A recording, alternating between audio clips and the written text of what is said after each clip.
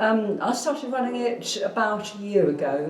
Jane Langton, who set it up, ran it for about 18 months and then decided she wanted to do other things. I'd been working with her, and so I carried on from there about a year ago.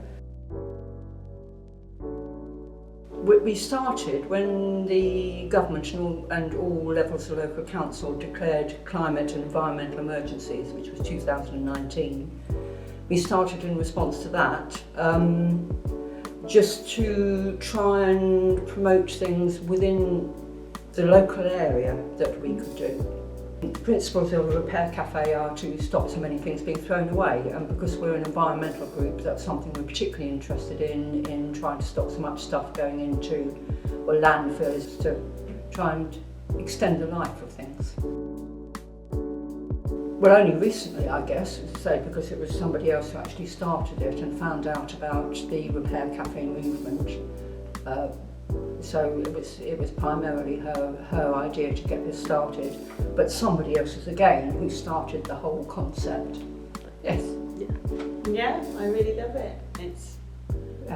It doesn't even really feel like a chore. It's just a very lovely time to be nattering with the community members and getting to know people, which is really lovely. So there are probably some people who come in just because they want to connect with other people.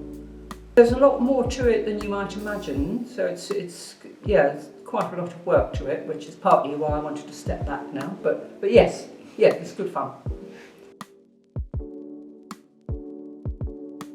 Seeing some of the very strange things that interesting things that people bring in, particularly the old things. I think the most interesting one was a 70-year-old ventriloquist dummy, and then we've had a few other, quite often old toys that are quite interesting. So I think one of my favourite bits about coming to the Repair Cafe and being involved, even though I've only been involved for a couple of months, is the mix of people that come along, and I think often they just come along for a repair, but then they're here for an hour, they're nattering, they've had a cup of tea, they're talking with the repairer, they've learnt something, they feel often people seem to leave much happier than I think they expected to. I think it's a really nice community hub as well.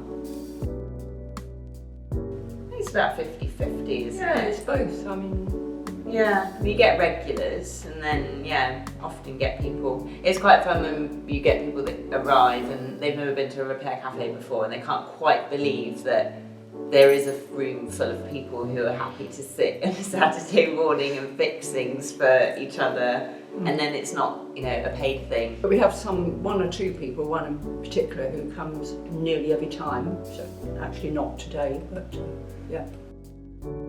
So repairers come regularly, so that's a group of 10 people who most of them wouldn't otherwise meet. Some of them are retired, and this is, what can I say, an occupation for them. A couple of them do work, but it's something they like to do in their leisure time as well. And it brings in the customers, whatever we might call them.